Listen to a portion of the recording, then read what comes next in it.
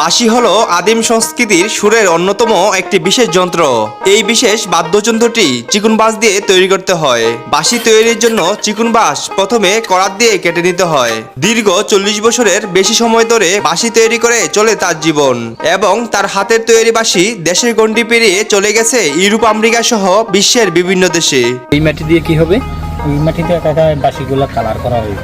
এটা এখন ওই যে মাটি লাগায় খালি ছাপাটা দিতে হইব, তারপরে আবার পোড়া দিতে হইব। পোড়া দিলে বাঁশির কালারটা বাড়ি করবে। বাঁশিতে রং করা হচ্ছে? জি জি, এটা খালি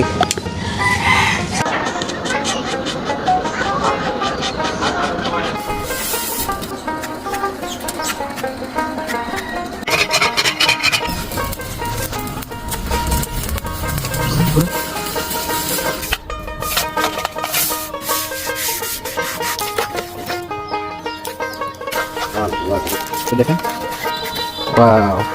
এখন কি বাজানো যাবে? হ্যাঁ, এখন শুরু করে বাজানো।